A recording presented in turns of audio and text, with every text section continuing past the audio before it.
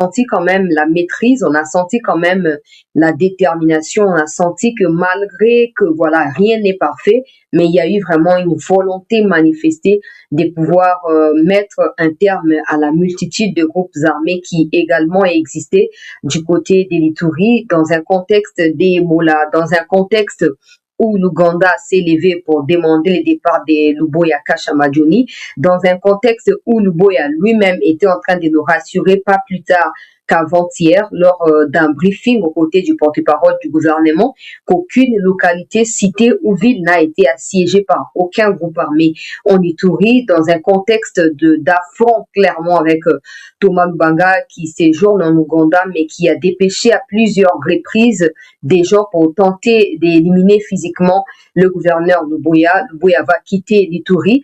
Plusieurs parmi vous sont ceux qui m'ont contacté depuis un peu quelques minutes maintenant, quelques heures, pour dire ouais, mais il part parce que l'Ouganda ne voulait pas de lui, il part parce qu'il part par là, etc. Qu'est-ce que Chancela, tu en penses? Pourquoi vous avez laissé ces changements avoir lieu? J'aimerais déjà rappeler une chose. Ce n'est pas parce que nous acceptons de prendre des risques dans ce travail, particulièrement ce qui concerne la question sécuritaire, que nous avons le droit, nous, de pouvoir nous asseoir là et suggérer quoi que ce soit au chef de l'État. Je dis bien le droit. Il se peut que nos suggestions soient écoutées, qu'elles soient même exécutées. Maintenant, si elles sont exécutées, ça ne signifie pas qu'ils nous ont écoutés absolument. Peut-être qu'eux étaient déjà sur les plans, ils avaient déjà cette nomination-là dans les tiroirs et qu'ils attendaient que le moment venu. Il faut éviter de prendre beaucoup de zèle dans cette histoire. Je comprends que vous ayez voilà, besoin d'exprimer un mécontentement du fait que Luboya soit parti. Et est-ce que dans toutes les décisions du pays, le président Tshisekedi doit absolument demander la volonté du peuple? Je ne pense pas. Et aussi, il ne faut pas oublier que dans certaines décisions, ce sont ses collaborateurs qui suggèrent Combo sur base et à Banani, il y a moi, j'ai déjà appris qu'il y a des gens qui proposent des noms et à officier même, témoigner et tout ça, et tout, et tout. Et puis, cette personne sera protégée d'une manière ou d'une autre par l'officier dès que l'officier prendra ses fonctions. Il y a beaucoup de problèmes au sein de l'armée. Bon, maintenant, que des gens fassent ces raccordements frauduleux que le président Tshisekedi il aurait cédé à la pression de l'Ouganda. L'Ouganda est qui pour prendre parti ou pour s'asseoir autour de la table des décisions congolaises? Ça, c'est donner beaucoup d'importance à ceux qui nous agressent. Je vais commencer par mettre la vidéo de l'ordonnance qui a été lue à la RTNC et on va plutôt parler de Luboya, son parcours et pourquoi pas voir Luboya à la tête de l'état-major ou ailleurs. Tant que ça sert la République, tant qu'il y a de la loyauté au milieu de ça, loyauté à l'égard de la nation, loyauté à l'égard du commandant suprême, pourquoi ne pas souhaiter un meilleur avenir au gouverneur, ancien gouverneur désormais, d'Elituri, Luboya Kashamadjoni. Laissez-moi commencer par vous soumettre les images de l'ordonnance présidentielle qui a été lue à la RTNC et après on va aller dans les commentaires. On va aller dans les commentaires juste après. Suivons attentivement. Du 4 juin 2026, portant nomination dans la catégorie des officiers généraux des forces armées de la République démocratique du Congo. Le président de la République, vu la Constitution telle que modifiée par la loi numéro 11/002 du 20 janvier 2011 portant révision de certains articles de la Constitution de la République démocratique du Congo du 18 février 2006, spécialement ces articles 69, 79, 81, 83 linéa 1, 189 et 191, vu la loi organique numéro 11/012 du 11 août 2011 portant organisation et fonctionnement des forces armées, vu la loi organique numéro 12/01 du 27 juin 2012 portant organisation, composition, attribution et fonctionnement du Conseil supérieur de la défense, vu la loi numéro 13/005 du 15 janvier 2013 portant statut du militaire des forces armées de la République démocratique du 23 juin 2010 instituant le port des grades et un signe distinctif au sein des forces armées de la République démocratique du Congo, vu l'ordonnance numéro 24/88 du 11 octobre 2024 portant organisation et fonctionnement du gouvernement, modalités de collaboration entre les présidents de la République et le gouvernement, ainsi qu'entre les membres du gouvernement, vu l'ordonnance numéro 25/293 du 15 décembre 2025 fixant les Commentaire, bande d'information est tombé. Après, on va entendre que Ituri est tombé. Bande Gonangai. Il y a même pas eu fort des sobazo comme Nangai. C'était,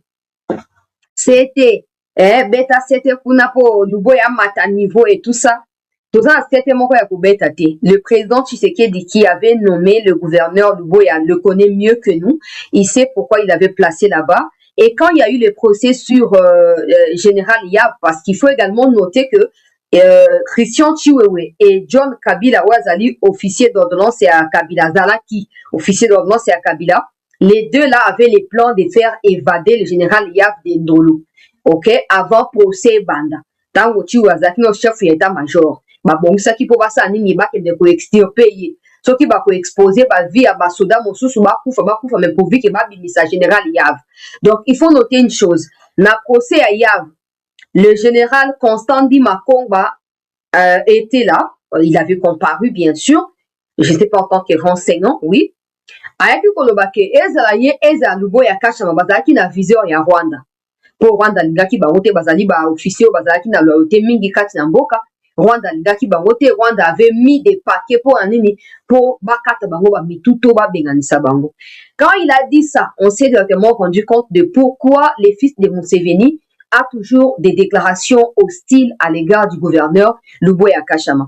Malgré cela, on a entendu plus tard sur Africa Intelligence, un média, et à Yaba Français que non, le gouvernement ougandais avait mis les paquets également pour corrompre dans les sillages du chef de l'État pour pas écarter Luboya. Mais dans le même article, ils étaient en train d'expliquer que le président Tshisekedi, quand il a découvert les plans, il a viré Batouanape, il était très énervé, il a maintenu Luboya, l'a placé à gouverneur. Maintenant qu'il y a beaucoup de problèmes, il faut le comprendre, le président est dans l'optique de pouvoir créer une armée capable de pouvoir faire face à n'importe quel adversaire. Vous êtes le premier à nous dire ici que le chancelier, États-Unis, vont encourager le président à déclarer Karamakambo. Le président ne les ferait pas tant qu'il y aura des gens locaux là, Chiwewe, Banani, Bazali, place.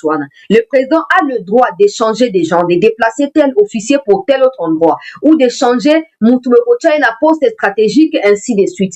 Tout ce que nous pouvons espérer, seulement que Luboya n'aille pas dans le tiroir au cas où il est loyal. Je dis bien au cas où il est loyal au chef de l'État et à la nation. C'est fondamental. Parce qu'il se peut que nous basions que sur ces résultats, ces réalisations. Comme moi, je l'aime beaucoup. Tomaner pour applaudir tout le temps. Et ça, c'est sur base de ce qu'il a réalisé. Information peut à cause de on sait qu'il était loyal. Bon, maintenant, nous ne sommes pas mieux renseignés que ceux qui décident. Nous n'avons pas non plus la décision par rapport à la situation et à Mboka. Faut pas croire qu'il est Ituri et Kokoya. C'est lui qui vient d'arriver, il s'appelle Gabi Mulumba Kasongo. Ngoi Kasongo, quelque chose comme ça. Je ne le connais pas personnellement. Et après, moi, je ne connais pas tous les officiers, c'est très clair. Mais par rapport à parcours, je ne les connais pas. Et à peine, on a 2 ou 3 photos où on dit que c'est lui dans les 3 photos là. Donc, on cherche un peu. Moi, je continue avec mes vérifications. Même si j'ai une photo, on a bien vu dans l'ordonnance présidentielle que Matisiena nous grade.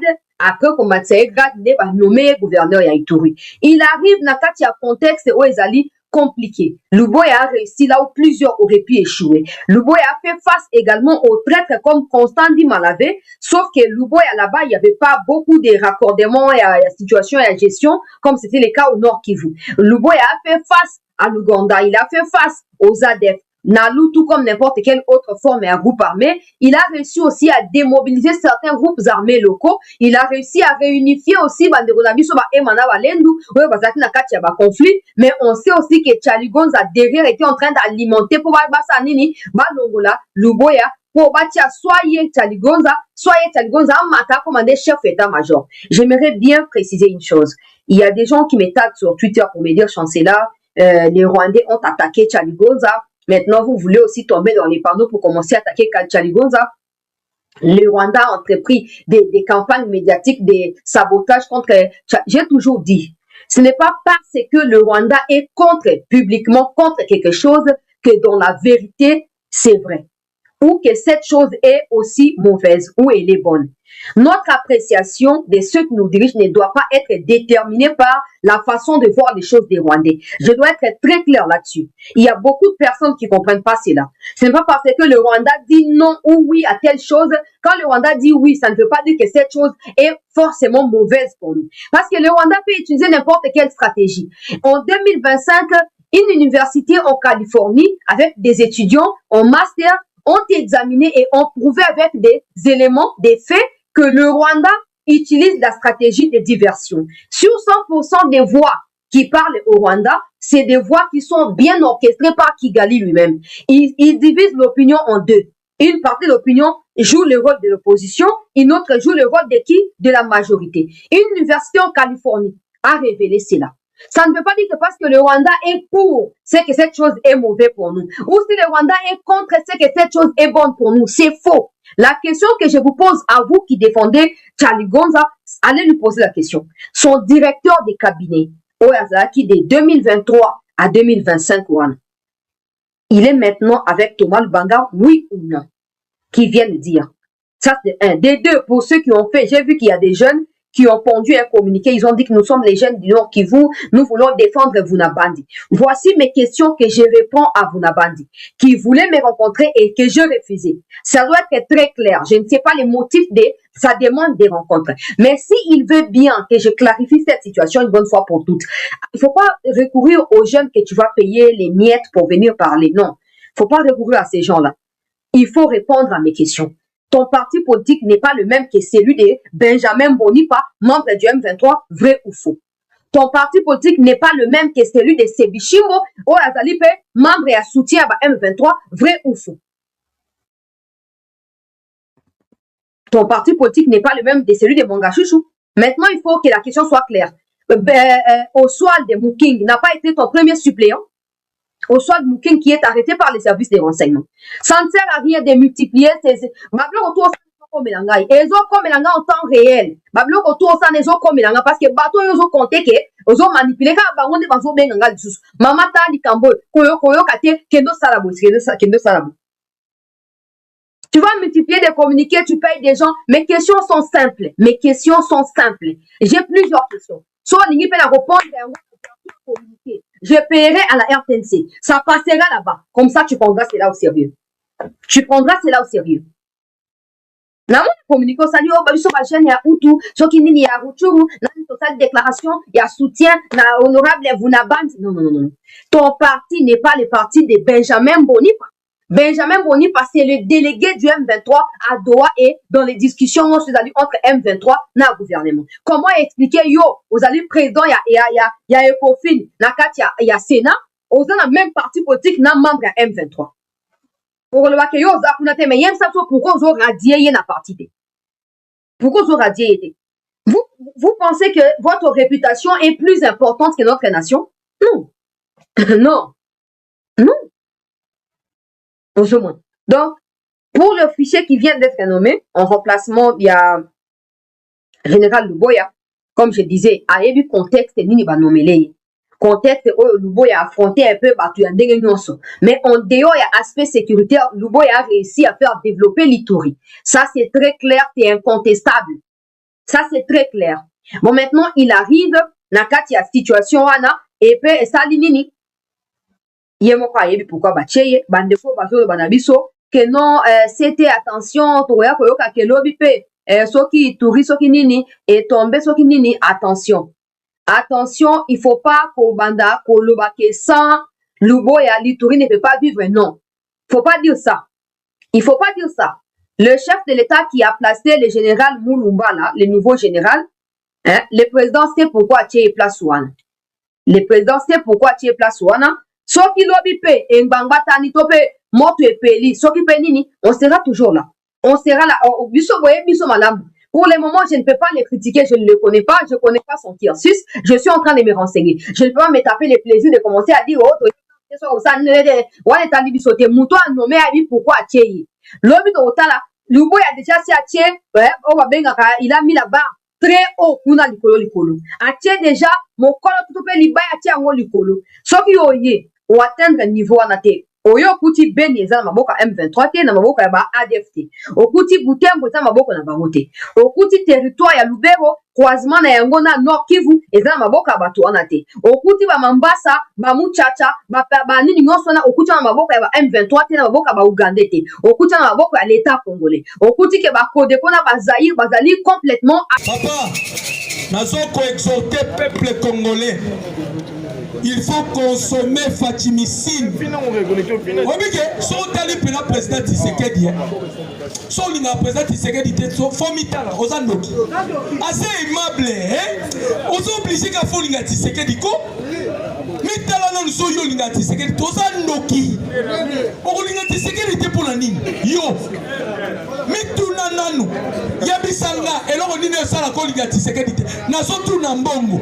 Olinga Tshisekedi te pour la nini? Mitala nanu, mitala. Tshisekedi a karankiniete. Tshisekedi est aimable, il sait parler. Il a ce qu'on appelle l'art oratoire, la rhétorique. Batea Kayango, dans l'Antiquité, on enseignait sur le trivium et la quadrivium. Il faut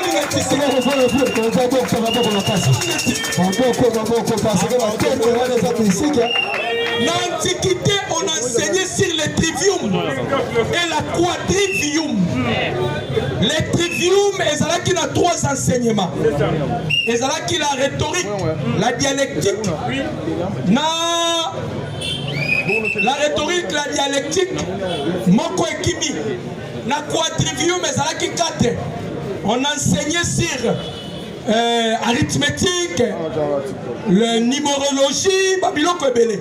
Mais dans ce qui est la trivium, la rhétorique, l'art oratoire. Parce qu'on apprend des mots, on peut sortir ce que on peut se la poser c'est ça, il sait séduire les gens. Ce qu'on a surtout dans le bon, on a dit ce qu'il était pour la nini. C'est ce qu'il a ça, produit au photo consommé. Bandeko. Soko ezana président lingi moko koleka ba congolais nyonso Tshisekedi. Nazo rappeler dans l'opposition. Yo kana ebisabino. Soki Tshisekedi alobi abeta bino opposition ku. Ayebisi Kagame zwanoka aruba ya. Ba français boya bozwa na vandi na ngalibe. Tshisekedi avandi. Tona ba façon de Tshisekedi a refanda na pouvoir libéral. Tozo conseiller ba congolais ba ko sabinoté. Ce qui tozo changer constitution, ce n'est pas pour laisser Tshisekedi au pouvoir, non. Normalement so ba changer constitution, ba mandat nyo saison ngaka sika. Mais à cause de la mandat, à cause de la nini. Mais yo ndo ko bénéficiaire de la constitution. Yango moni ba baso menacenga. On a fingi mutute. Biso to ana besoin to yo ba position ba pasteur nyoso. Bozolo ba nini pour le changement de la constitution. Qui sont pour, qui sont contre. Est-ce que na fingi mutu? Na lobi mabe ya mutute. Na lobi ka vérité. Mukonzambo kalobi na ana besoin peuple pesanga makoki. Bandeko. Na lobela bino lelo na makambo moko boko comprendre que le président Tshisekedi azali kabopo na mboka oyo. Ngai bato bafingi nga fort. Bapesa ye musala te. Balobi bongo. Yoka nazo répondre bato. Bino nyonso bofingi nga, surtout mingi bato Philadelphie. Bino nyonso bofingi nga na répondre bino boye. Oh déjà na osala eza musala ponanga. Na défendre mboka oyo. Tshisekedi apesa nga musala. Apesa nga musala te. Je continuerai à défendre Tshisekedi. Maboko makasi maboko. Maboko. Wana pela botala mutuna bino. Nazala video moko sina sala na ebisa batu. Oya komanke Tshisekedi bete bomona ngote ngane na lobakango. Donc je suis le défenseur numéro 1 Tshisekedi. Quand tu touches Tshisekedi na koyawa okomona politesse nanga. Donc je continuerai à défendre le président Tshisekedi. Pour la nini tozo défendre le président Tshisekedi. Boyo kali solo. Hippolyte Kanambe Touare, un président maudit de ce pays. Basali Jena Paul Kagame. Boyoka, naozo kisabino na conscience. Bapesi biso embargo. Quand le président Tshisekedi a accédé à la magistrature suprême, dès son premier quinquennat, avec Okuta biso sous embargo. Si par malheur Tshisekedi a sala ki diplomatie, les lotos a sous embargo, na bitubo tozala ona wana, tonga to suka wapi. Papa pour réfléchir quoi? Soki Tshisekedi atambola kité. Tozala ki sous embargo. Na bitubo tozala ngo Rwanda lelo. Tonga to suka wapi. To suki mabe. Papa, au vandi peno yo. Oh, Tshisekedi dans ça, tu es maudit jusqu'à 4e génération. Oh, Tshisekedi dans ça, le côté. Neti moko moninga na bis. Oh, yo zo teleme la pasteur ola, na bina teleme li pasteur ola te. Pasteur ola yoka. Na lobi na teleme li ete. Je n'ai jamais critiqué le pasteur ola. Papa, boyoka na ebi sabino. Boyoka na ebi sabino. Bande konanga ba congolais. Nzamba zalaka nzamba ba pasteur te. Nzamba zape nzambe na yo. Dieu est pour nous tous, non? Mais pourquoi? Ma belle sobo ma Congo est un fanatisme. Quand tu vois le mal, au lieu de dénoncer le mal, au kangi munoko. Non. Na ebisie na la telemeli mutute. Na la lobby kaka to on a besoin to yeba parce que tout le monde na batunyos. Papa. Tozolo bangome des fois biso Sénat toza déjà na plainte. Opposition balandi ndenga. Balanda vidéo nanga. Biso ne tolobaki soki président Tshisekedi de changer constitution te et ça haute trahison. Oui. To reporter en plainte. Toza na plainte to commis. Tozo c'est la mukonzi mboka. O changer biso constitution.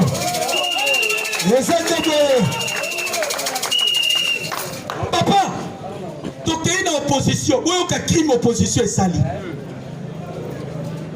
Tu as rappelé Martin Sarabino. Tu peux m'insulter à l'obara français, ma bé. Parler français, ce n'est pas ça l'intelligence. Papa, nana mutu, où ça la blague était? Eza kokoka. Je peux faire plus que Peng. Makambutu Fayou la salaka, je peux faire plus que Fayou. J'ai réfléchi 1000 fois que Moutou est so sala. Nazo expliqué bino effet moko eza réel. Bon mon opposition bimaki. Utilité opposition bimela na nzela pour nani. Bon répondre là. Ma péché c'est que des chantiers constitution. Yoka. Tozana en 2026. Babi to empêcher Tshisekedi en intention à changer la constitution. Toi en 2026, Tshisekedi est encore en fonction. C'est pas ça. C'est ça. En plein mandat. Article 63 de la constitution lobby boui. Congolais nyoso azana devoir sacré. Il y a qu'à protéger le pays naïf devant menace de l'extérieur. Quand on était menacé par le Rwanda, opposition à Salakini.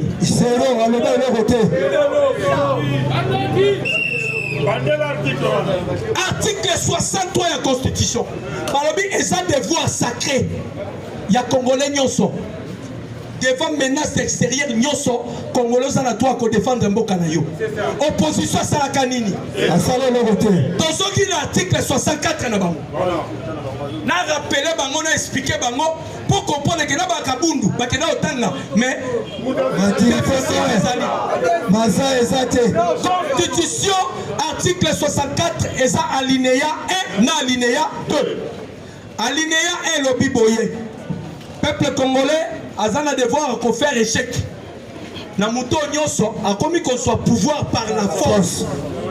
Ou bien zo salango a violation ya présente constitution tozalango. Professeur Mbata Telemi alobi Tshisekedi est le seul président on a respecté la virgule ya constitution. Si opposition bimina nzela bala ki sabiso Tshisekedi place à violer constitution. Voilà qui ça. Mais si boyo qu'infraction opposition. Alinéa B. Toute tentative du renversement d'un régime constitutionnel constitue une infraction imprescriptible punie par la loi. Balobi boye mutu nyonso azozwa likanisi ya kokweyisa régime est certifié par la Cour constitutionnelle a commis qu'on commettre infraction imprescriptible. Est-ce que vous dites que vous avez opposition?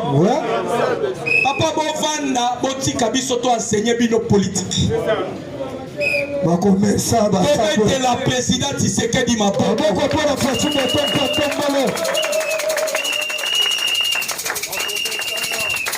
Peuple congolais.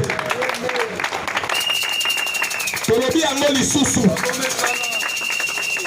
tozosenga na papa mbata tozosenga na batu nyonso ya union sacrée nazobakisa libanga na ngai epai na bino libanga na ngai eza nini bon interpréter tous les articles ya piège na kati ya constitution na biso na 4 langues nationales na biso bon interpréter na Chiluba na lingala na français na kikongo botambwisa yango epai ya bapeuple congolais bamona danger oyo ezalaka na kati ya constitution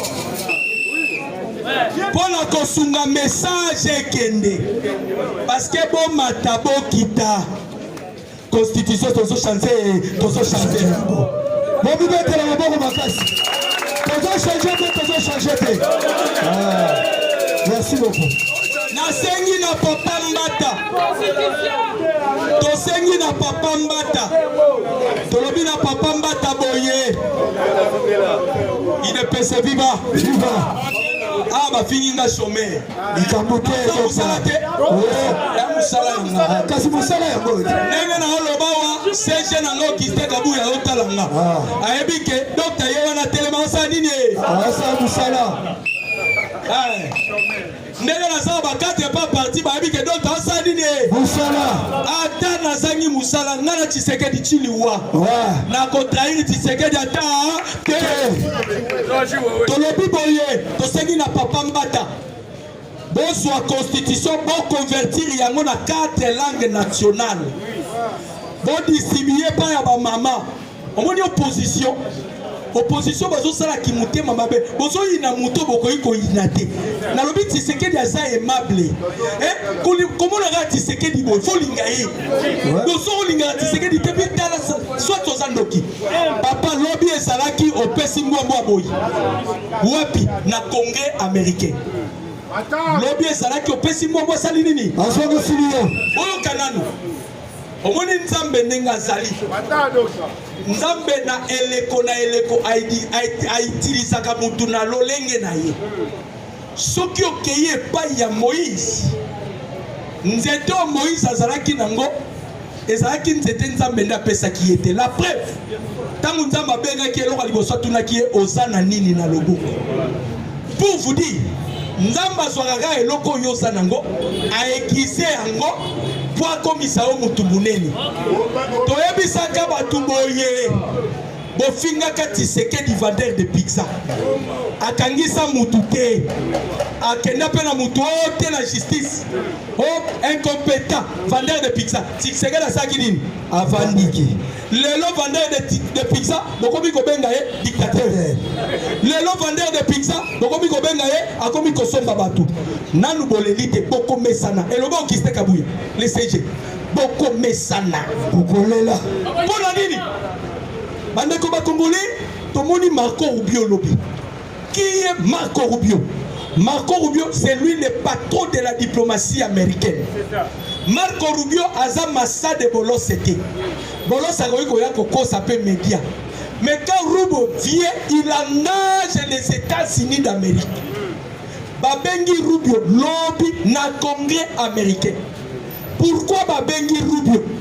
Baméricain batali Kagame batali Emmanuel Macron balobi bato le roi baosaka na biso tolingi topesa bango sikoyo réponse babengisi Rubio tango babengisi Rubio bayebisi Rubio ya kopesa biso situation ya RDC na Rwanda tokomi wapi Rubio aye papa Rubio n'est pas n'importe qui d'ailleurs c'est karaté Marco Rubio c'est karaté Alors, pour le problème, il y a RDC na Rwanda.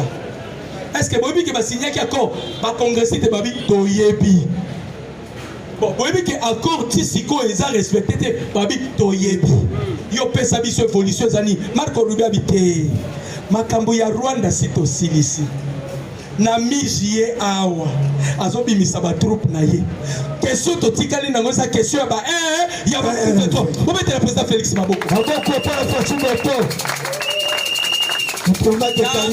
Monaki ba mupe tangu ba yoka kitongito sala deal avec les Américains et là quoi liboso ba telemela ki président Tshisekedi anga sala brasa bradage ba minéré et là ba mupe ba bosanaka mwana mama yi na loba na sakola toka na biso nyoso ba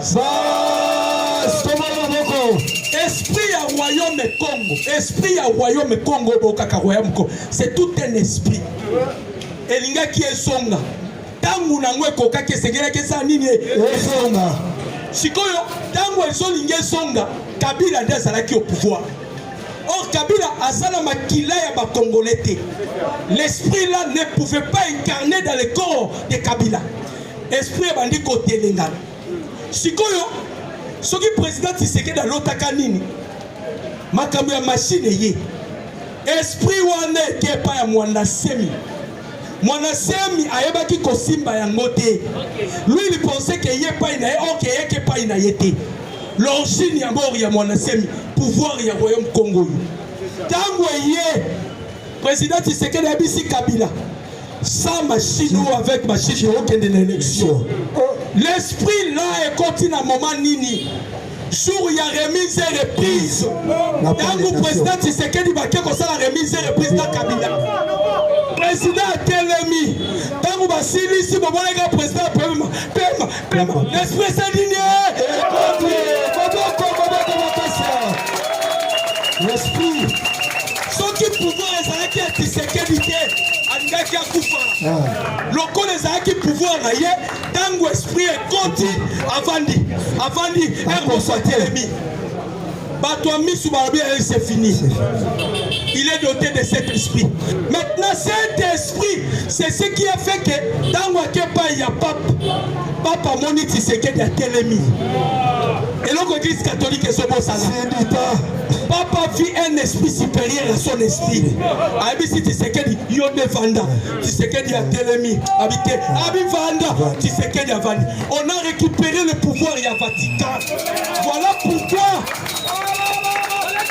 pourquoi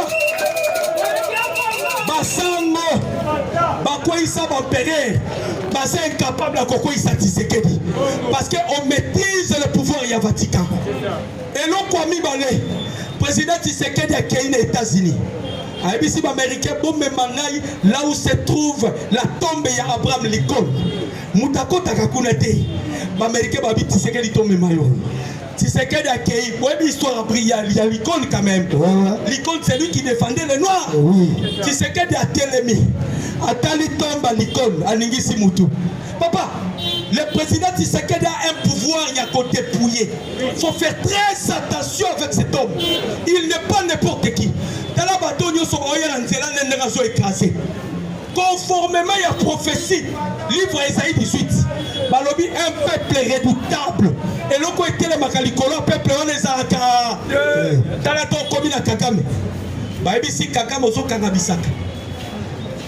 Kagame ozo Kangabisaka. O matos, oza nini? Ozo Kangabisaka. Ah, nazo bisabino, na nazo mi poser question. Na okende wapi? Mais tu es ça nangati. Basi na yo kilobi quand j'ai vu le pasteur Christian Chiwewe. Ma pasteur Botika hypocrisie. Doki. Je ne suis pas contre les pasteurs de ce pays. Mais Eza Makambwebele tozo sibi, c'est à cause ya ba pasteur. Christian Chiwewe a Telema. Alobi na deux personnes à quoi il trahir té. Fati Nanzambe.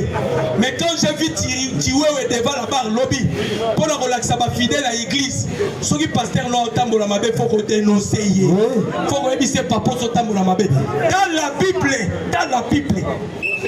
Nzamba frappa bana Israël à cause ya lisuma mutumoko. Aka. Le jugement commence par la maison du Aka. Christian Tiwa lobi d'abord à Telemi. Ozolu kobo matiseke ditiseke na salioni. Question na zotu na batu. Yo liga tiseke dité pour l'année. Parce que ça moulouba. Mais moi aussi je suis du Congo central. So on y tiseke diseke pe inanga. Tiseke na so prôner sur les tribalismes était. Oui. Na bien, j'appelle même les colonies. Aza Équatorien. Moussi ko c'est colonie. Aza Manulu. Ngapa mutu. Maman Jimmy Tulu ko c'est colonie. Oyo yo ki Lwandombo yo asanani. Eliezer asanani. Mutagra Kasai. Oyo yo nani. Mukoko Sambo président Tshisekedi na dinga na mingi asanani. Oyo asana santa na BCC. Wameso asanani. Papa. Na lobi na bino. Nous avons un don, c'est le président Tshisekedi. C'est un produit qu'on doit consommer. Il faut consommer Fatimissine. Sauf que l'ingé Tshisekedi te mitalo Ozandoki. Ozandoki. Bayabi si Paul Kagame mijié. Akarabisaka sala nini? Akende. En tout cas, le lot officiel a changé au Kawa. Maboko pona tuleso sur maboko makasi. Vraiment ko kelena nutie ko zo clôturer pa ya président Kanza. Pour mettre maboko makasi. Zara calme, bata parfait. Le sénateur debout, recueil de presse. Le sénateur debout, recueil de presse. Le sénateur debout, recueil de presse. Recueil de presse, recueil de presse. C'est viva, viva.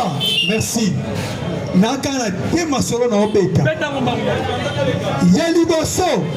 Eza réunion moko salamaki hier. Précisément na Sake. Banani o basala ki réunion wana. Armée française na armée rwandaise ainsi que ba supplétif na bango ba M23. Pourquoi ba koti réunion? Bandeko. Ba français balobi boye. Bango nanu babundi na RDCT. Oui. Ba français nanu babundi na RDCT. Bakuti siko réunion oyo pour préparer comment bakobunda na RDC. Mais yoka confusion basali na kati communication na bango. Balobi que no babundi na biso te. Mais balobi que ba récupérer ki minduki boko epai na biso. Comment un militaire asimi munduki o récupérer munduki epai na ye soki kobundisa te. Le couteau moulene. Soki o kobundisa ye te. Tu es comprendre nini? Armée française na armée rwandaise bazoluka koma ya koluka eloko moko oyo bakoyeba na kowanga na par rapport ya attaque oyo bayekosala na kati République démocratique du Congo. Bamoni déjà États-Unis d'Amérique lelo nde toyo baboye a sanctionné président Kiba y compris la famille na ye. C'est que Makombe Omona Nini, ceux qui ont continué, na même mise d'ailleurs awa, et est-ce que ça la Nini a sanctionné. Et d'ailleurs, Bango Nyo Sonenge Bazana Baebi que pays où est protégé Kabango États-Unis d'Amérique. Bandeko, France, Kagame, Kenya, va préparer ville morte et réussir awa. Ba sali pas soi-disant ville morte na Bango ya message.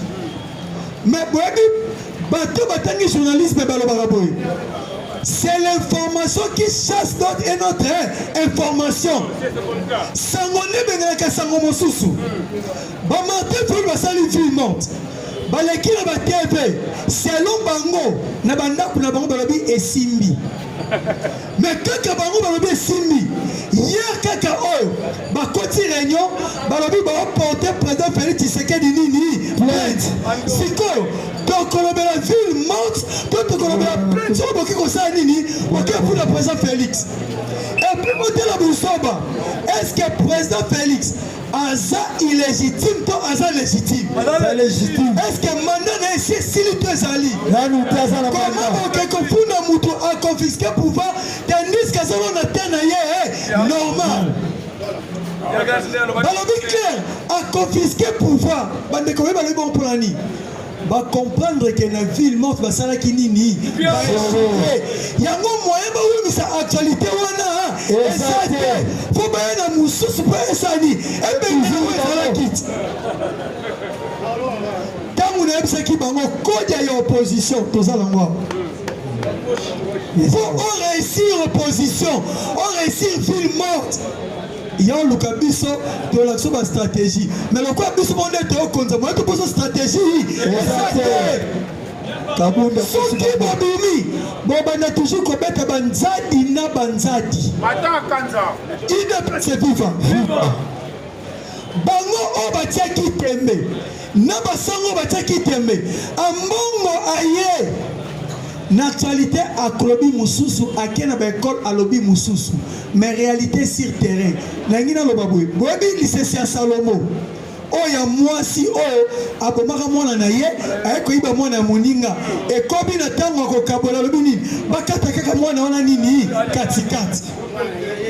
Le président Tshisekedi a constaté bien que mboka oso totiki kaka acte de vente oyo obino benga constitution mboka kosala nini ekokende alobi bandeko toluka moyen tosala mobeko likondi mosusu oyo koyeba na précisement koprotéger oyo eza république démocratique du Congo parce que amoni clair comment l'institution ya mboka faut yango moko konsomaka budget nyonso siko population oyo okamba kovivre na nini alors bandeko boya to changer constitution oyo bato basangani ebele balobi oyo te soko changer constitution oyo eza troisième mandat les gens bakanisa que Tshisekedi est éternel non Tshisekedi asa homme mortel. Oh lelo aosa nini akokeleka. Mais ceux qui tous se décident malamu pona mboka na biso. Tokotika la peine biloko koza na valeur. Raison pour laquelle moi si o sage alobaki boy na esika to boma mwana wana ngai na préféré to monaka ye azala wana nde yango wana décision au peuple congolais esengi tosala nini tozwa bananga balobi malamu mboka oyo esala nini ekabwana bakena kwe moko bandi kosala nini koboma bacongolais bandeko le président Fati alobaki déjà makambo sur le maboko na yete makambo ko na boka ya nani ya population na nani roi Salomo biso nde to se décider siko yango to uti koloba ah président biso population to lobi boy constitution na to za na droit kosani ya kozwa yango pe ko changer yango na député o akende ko déposer loi wana alobi clair ye akozonga simate soki opposition bazala poser amendement bakene ko déposer yango wapi na assemblée nationale na commission ya PAJ siko eloko ya passe bobi commission ya PAJ na okambango André Mbata mutu akamba commission ya PAJ siko faut ba na amendement na bango na maboko na ye André Mbata zui yango aza professeur ya droit constitutionnel azui yango a étudier so bino boyo tikango boyebi droit constitutionnel te atali est-ce que on dit mango jamais mbate kondimane volonté ya nini ya peuple congolais yango tolobi na président Denis Kedi Mauti oloba sur la pantière alobi bien nous la CENI nous sommes prêts à organiser les référendums au sein de notre pays. Il ne peut se vivre. Quand comme on a États-Unis d'Amérique a bâti ma sanction et pas ma autorité à M23. Mais à quel plus loin? Alors, bien clair, d'ici juillet, il faut armer Rwanda Sani et quitter le Congo. Mais à quel plus loin? Alors, pour la M23, M23 esengeli kobanda sikoyo alongwa na kati ya République démocratique du Congo. Bamerke baomona eza M23 te baomona nini armée rwandaise. Et pour votre information, pour la Rwandais, Kagame ndenge toloba boye Kagame depuis janvier a sali 3 recrutements forcés na kati ya Rwanda suite ya ba perte ya ba militaire ozo na kati ya Congo. Et si konde toloba ba jeune Rwandais bakomi ko refuser na ba ko ya na armée. Pourquoi? Bah, il faut comprendre que ndenge bakota na armée eza na intérêt ya mutu moko o azo sacrifier bango.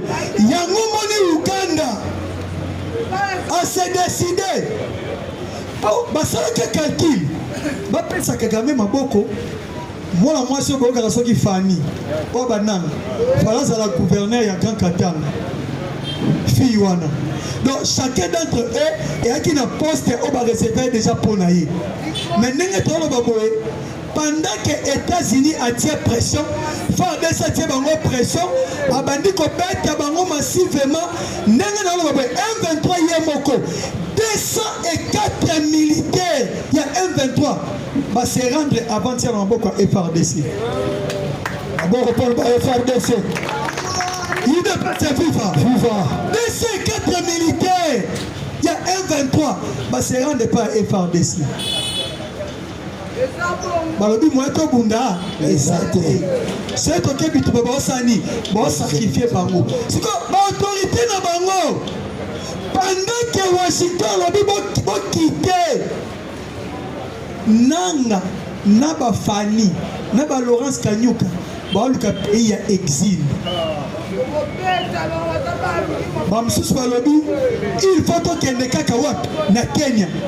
Bamsusu balobi il faut tokende kaka na Uganda. Uganda lobi boy ngai awa na koyamba ba rebelle M23 et si na signé qui déjà na président ya Congo moto nyonso akotungisa Congo akozala pe moninga na ngai te moto akotungisa Uganda akozala pe moninga ya Congo et si to signé qui est sili prévenez que bino ba Rwanda obozalaka awa boti yango na mituna bino na kati ya Uganda botika koza nationalité et bon ce qu'on a Congo de topesa ba Rwanda ba ya nationalité jamais.